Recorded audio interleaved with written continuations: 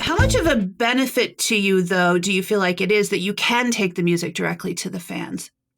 Oh, I think that's a huge benefit. To have now kind of a built-in fan base, and country radio did absolutely give that to me, and I'm very, very grateful for it. And because it did open the doors for me to be able to put out even more music and still have those people coming back to it consistently and constantly. And I don't know if I would have had that without the radio success that we had. And then to continue to follow it up with songs, I've done a lot of radio tour. I've met a lot of people, and I still love that side of things, but to be able to really connect and know firsthand, like immediately, whether fans are engaging with it or not. I think that's huge. It's very helpful, I think, for any team in Nashville to be able to look at this real time fan to artist interaction. I mean, it's awesome. I love that we are able to do that. And you do have 500,000 monthly listeners on Spotify alone. Yeah. So I don't want to put you in a position of saying something that could backfire on you down the road.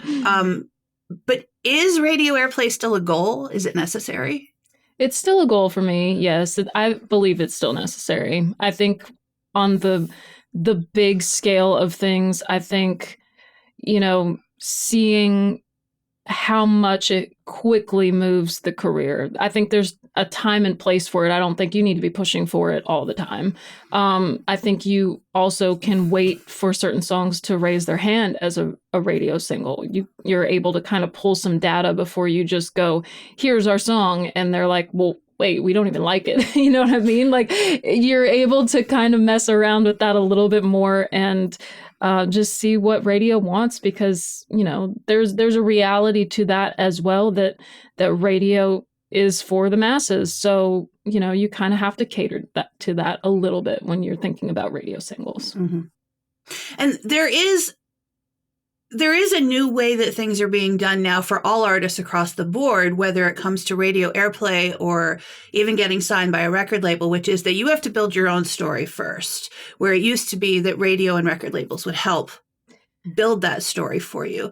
And I saw you, I can't remember where I saw this, but I think you said something like you intentionally have not pursued a major record deal because you wanted to maintain control over your sound and your direction and your development. I go back and forth on that all the time. I know that I have said that in the past, but there's so many pros and cons to being smaller, and you have that smaller structure, but then you're also not necessarily getting new input. And I think that is something that a major label can offer, because there's constantly like moving parts and people coming and going. And that's exciting. But again, that can also be detrimental if your main person that loves you leaves a label and you're still there. Then that's difficult. So I feel for artists in every kind of situation, because honestly, I don't, and this might get me in trouble too, I don't know that anything really favors the artists that much. I think it's sad that sometimes we get put in situations where we're like the last person that people think of. And it's like, no, we're real people. And honestly, without us making this art, you don't have a product. So you need to treat artists with respect and, know when you're overstepping and when to push for things and when not to.